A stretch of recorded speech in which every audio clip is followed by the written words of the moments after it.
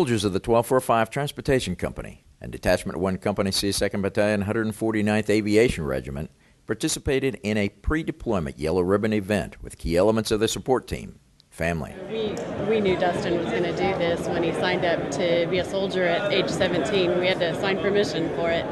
It's his calling. We knew this was what he needed to do. He needed to follow the lead that God had set for him. He knew since 9/11 that he was going to be a soldier. He was just 10 years old. I just felt like I wanted to do my part to serve my country because I felt like we had been, obviously we were attacked, and so I wanted to serve my country and serve them well. And so I just remember watching the news all the time and wanting to be a part of it. And when I turned 17, I could. So. Speaking to them as a fellow soldier, former OU coach Barry Switzer spoke of the sacrifice of service and the patriotism that transcends the generations. Good morning, teammates. Good morning. Good morning. I call you teammates because I've been one of you before. I never had the job that you're facing, but I spent 6 years in the United States Army. And that's probably one of the little few things that people don't know about me here in the state of Oklahoma. You look at me as a football coach. I smiled when General Daring mentions something about some of you 30 years ago, and I look around the room, hell, none of you are 30. Half of you aren't, and I think about, I left Oklahoma 23 years ago. I was coaching Oklahoma 23 years ago. The older you get, the faster they go, I promise you. And the 50s went by faster than the 60s, are going faster than the 50s. And I'm moving on, but I want to tell you that I'm glad to be here today. A lot of memories come back because of my time in the service, where I was deployed, never was deployed abroad. I came along in peacetime between Korea and Vietnam, and I served at Fort Leonard Wood, Missouri. I don't know if y'all have ever been to Little Korea, but I've been to Fort Leonard Wood, did my basic training there. I left there, went on to Aberdeen, Maryland, had an opportunity to go to Fort Ord, California, but I started school in California, in Long Beach, California, so during World War II, my dad worked in shipyards. And I had the opportunity, because living out there, I knew kind of what California was about, so I wanted to go back east. I'd never been east to grew up in southern Arkansas, graduated University of Arkansas.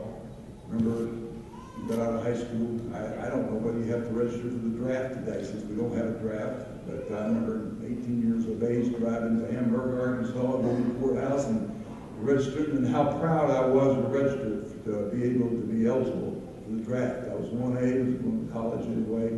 Wasn't going to be drafted, but when I came out of high school in the mid-50s, most of the young men that grew up with me were John Waynes. We believed in our country, we saluted the flag, we did the Pledge of Allegiance. We were patriotic. We had nothing but the blue, red, white, blue strain running through us, and the stars and stripes. I wish it was that way today. I look around our country and I see things that have turned me to the other way and thinking that doesn't exist. There are very few John Waynes out there that are teammates of mine that would go take a beachhead or run, jump wherever we got to go do to get the job done, and I'd be there right beside you, or I'd be right beside you. Private first class, I didn't take ROTC advanced to become an officer. I turned that down and just went in to do my 6 months tour to stay in the reserve. And I remember going into barracks, and I'd walk in and ask if anyone wanted to hitchhike to Washington, D.C. or Philadelphia or go to New York. And these 17 and 18-year-old kids, 17, they lied about being 18, had their mother sign up for them, but they all would look at me and all they wanted to do is drink beer and sit there at the damn PX on the base. I wanted to go back east because I wanted to see America. I wanted to walk up the Statue of Liberty, which I did when they allowed me to do that up the spiral staircase. I went to Washington, D.C. I saw the tomb of the unknown soldier. I saw the changing of the guard. Those things were important to me because I was an American, and that was my history, and that was my pride in our country.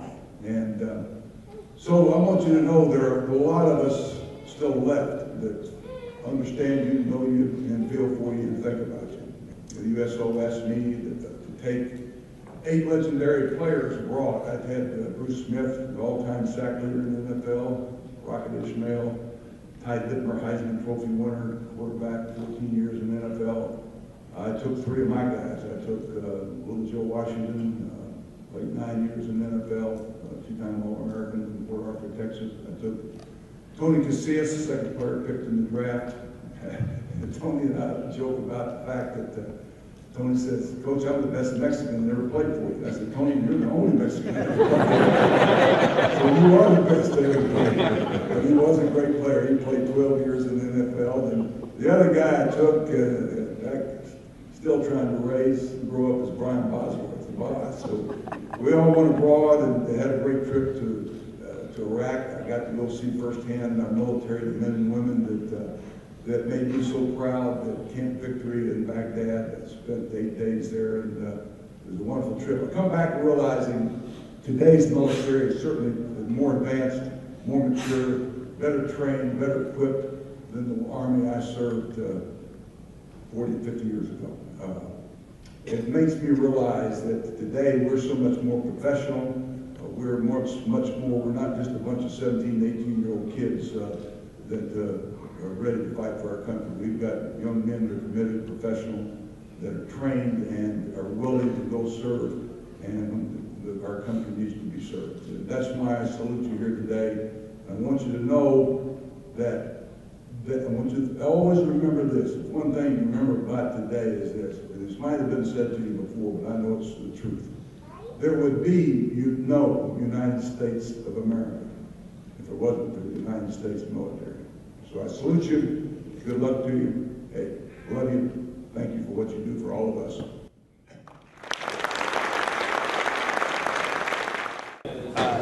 Very optimistic. We have a lot of high energy, a lot of a lot of prior service. We have a lot of the young soldiers. This will be their first time, and they're very optimistic, very I guess honored to be with this unit and to go to Afghanistan with us. The soldiers in Charlie Company are very patriotic. They're very excited. They get to do a job, and being in a medevac community is a very noble mission. You're out there and you're really helping people, and it's not just helping American soldiers. You're helping the populace there. Our mission there is not just to go out there and take over anything and actually take land. Our mission is I guess how you can say kind of a clear hole build type experience down there, and part of that is actually serving the populace out there and serving our allies there as well. When all is said and done, it's families that remain at the core of the Oklahoma National Guard. The kids are excited. They get to brag about Daddy. Instead of playing Army, like his drill weekends, he actually gets to be an Army for a while. So that's how we explain it to them.